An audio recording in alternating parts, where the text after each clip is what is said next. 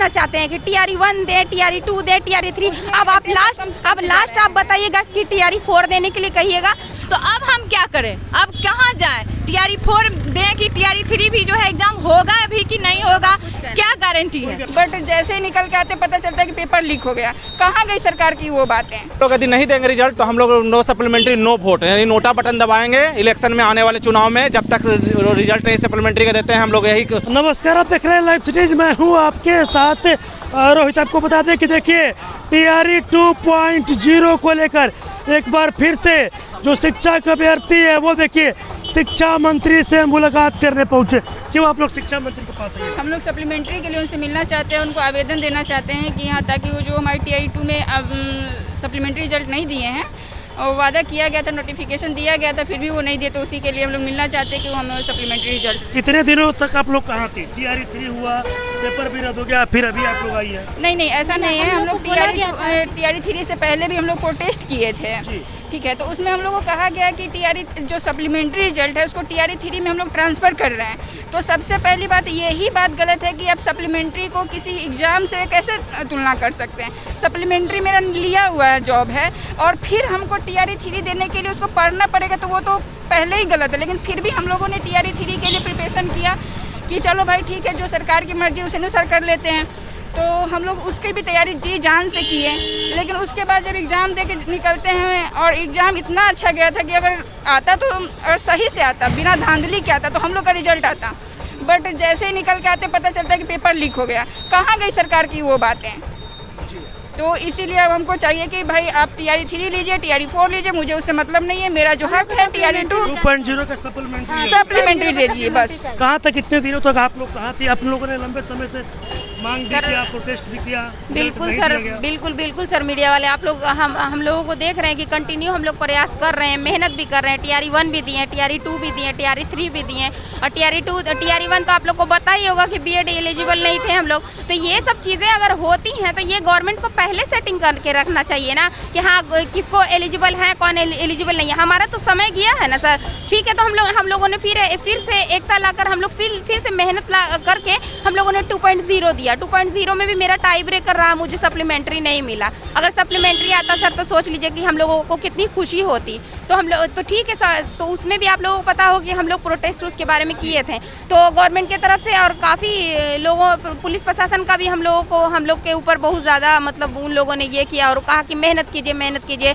अब सप्लीमेंट्री नहीं मिल रहा था, आप लोग इस तरह से प्रोटेस्ट नहीं कीजिए। चलिए हम लोग फिर भी मतलब मेहनत करके अपने अंदर हिम्मत लाकर फिर से 3.0 का भी आपको पता ही होगा पेपर लीक हो गया। तो अब हमको गवर्नमेंट से सीधे सवाल यही करना है कि आप क्या कहना चाहते हैं कि टीआरई 1 दे, टीआरई 2 दे, टीआरई 3, अब लास्ट आप बताइएगा कि टीआरई 4 देने के लिए कहिएगा। तो भैया हम मैरिड महिला हैं, मेरे पास बहुत सारी जिम्मेदारियां हैं बस मतलब, लेकिन सरकार को नज़र नहीं आ रहा है हमारे मेहनत को। बोलते हैं मेहनत कीजिए, लेकिन मैरिड लाइफ आप लोग खुद सोच सकते हैं कि शादीशुदा महिला के लिए परिवार को लेकर कितनी दिक्कत और परेशानी का सामना करके 3 एग्जाम फेस करना इतना आसान है जी नहीं। अब हम कहना चाहते हैं कि जो हमारा हक है, सप्लीमेंट्री हमारा हक है, क्योंकि इन्होंने 2.0 में दिया है, 1.0 में इन्होंने दिया है, तो 2.0 का सप्लीमेंट्री आप क्यों नहीं दे रहे हैं? और अगर नहीं भी दिए थे तो आप अच्छे से क्यों नहीं हमारा 3.0 का एग्जाम जो था अच्छे से कंडक्ट करवाए हैं? उसमें भी आप चोरी वगैरह करवा दिए कि 12 लाख में पेपर बिका है, आपको पता ही होगा। और 3.5 लाख स्टूडेंट यहाँ हजारीबाग में पकड़े गए हैं झारखंड में। तो आपका सरकार का ये नहीं, सरकार की नीति मुझे ये नहीं समझ में आती है कि आप तो हमेशा हमें आश्वासन दीजिएगा कि एग्जाम पे एग्जाम हम देते जाएं और जो हमारा हक है वो आप लोग मार लीजिएगा। क्या कुछ नए शिक्षा मंत्री देखिए, सप्लीमेंट्री जो रिजल्ट जो देने का जो करने का मतलब जो है, ये जो कारण बना, अतुल सर जो है क्या बोले थे कि मुझे मल्टीपल रिजल्ट देना मजबूरी है कि नहीं? मजबूरी है। तो अगर जो है सप्लीमेंट्री का तो नौबत ही नहीं आता, अगर जितना सीट है उसको पूरा भर दिया जाता है कि नहीं, सप्लीमेंट्री का नौबत ही नहीं आता। तो आपने जब टीआरई 1 में जब सप्लीमेंट्री दिए हैं तो उसके बाद जो है टीआरई 2 में क्यों नहीं? टीआरई 2 में क्यों नहीं? आप जब बोले कि मल्टीपल रिजल्ट जो है मुझे देना मजबूरी है, आप सपोज दैट देखिए हम ही हैं, हम ही 6 to 8 में, 9, 10 में, +2 में, तीनों के लिए एप्लीकेबल है। तीनों के लिए? यस, तीनों के लिए। और मैं जो है सप्लीमेंट्री में जो है जूलॉजी में ऑनर्स हूँ, उसमें मेरा 71 कटअप गया है, BCL का बता रही हूँ। और जो है अगर BCF का कहा जाए तो 81।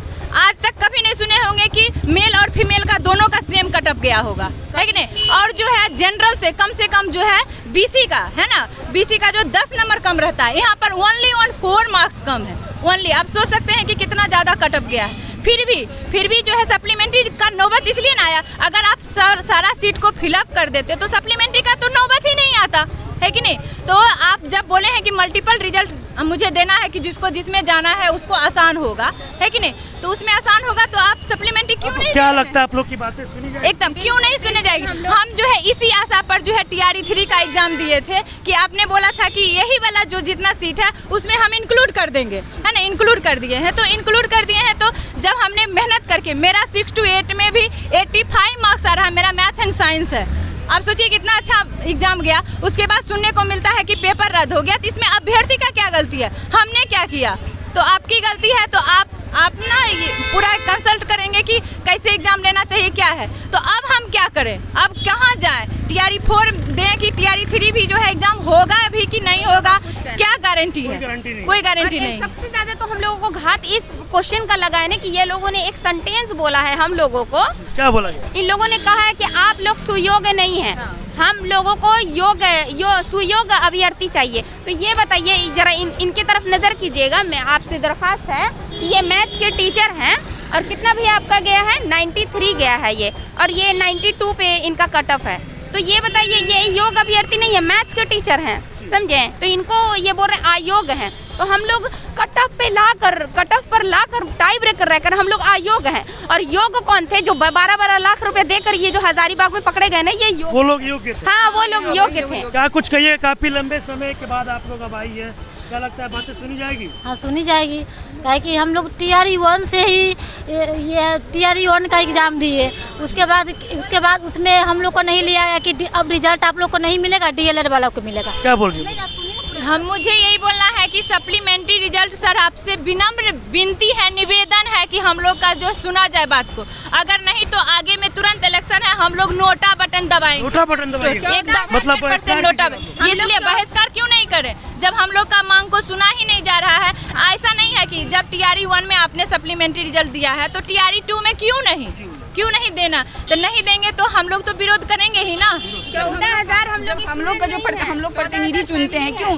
ताकि हमारी मांगे सुनी जाए, हमारी बातें सुनी जाए। जो जब हमारा चुना हुआ प्रतिनिधि हमसे बात ही नहीं करना चाहता है तो फिर हम उसको क्या करेंगे? फिर अगले बार तो हम भी अपना ताकत दिखाएंगे ना। हम उनसे नहीं है, वो हमसे हैं। मतलब रिजल्ट नहीं आएगा तो आप लोग ताकत दिखाइएगा? बिल्कुल, इस बार नोटा का बटन जाएगा। क्या कुछ कहिएगा बताइए। काफी आप लोग लंबे समय से मांग कर रहे थे सप्लीमेंट्री रिजल्ट का, लेकिन नहीं दिया गया। फिर से आप लोग शिक्षा मंत्री के पास पहुंचे। सप्लीमेंट्री रिजल्ट के बदले हम लोग को बोला गया कि सप्लीमेंट्री एग्जाम देंगे BPSC अध्यक्ष के द्वारा। तो देख लिए ना सप्लीमेंट्री एग्जाम का क्या असर हुआ, वही पेपर लीक हो गया, पेपर 10-10 लाख में बिक गया। तो हम लोग की साफ मांग है कि सप्लीमेंट्री रिजल्ट ही चाहिए, हम लोग को सप्लीमेंट्री एग्जाम नहीं चाहिए। जब हम लोग एक बार रिजल्ट परीक्षा दे दिए तो रिजल्ट ही चाहिए ना, बार बार एग्जाम क्यों दें? जब हम पास हैं, जब उसमें योग्य हैं, जब हमारा नंबर टाई ब्रेकर पे है, जब सीट्स 62,000 उसमें खाली रह गया था, तो हमारा रिजल्ट दीजिए आप। तो 3 का पेपर से क्यों ला रहे हैं? रद्द भी हुआ तो क्या लगता है मिल जाएगा?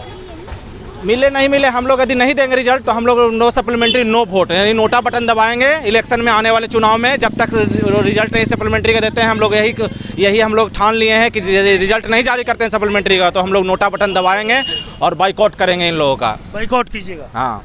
नए शिक्षा मंत्री है, कितना उम्मीद रखते हैं?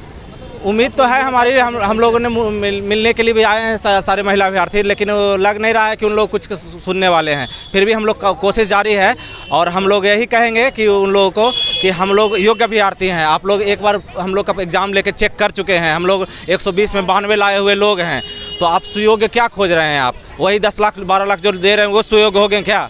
तो इसलिए हम लोग को सप्लीमेंट्री रिजल्ट जारी कर दिया जाए, नहीं तो हम लोग को रोड पे आने के लिए मजबूर ना किया जाए। रोड पे भी आइएगा? हाँ, यदि रिजल्ट नहीं जारी करेंगे तो हम लोग रोड पे भी आएंगे और नोटा बटन के लिए भी हम लोग अभियान चलाएंगे।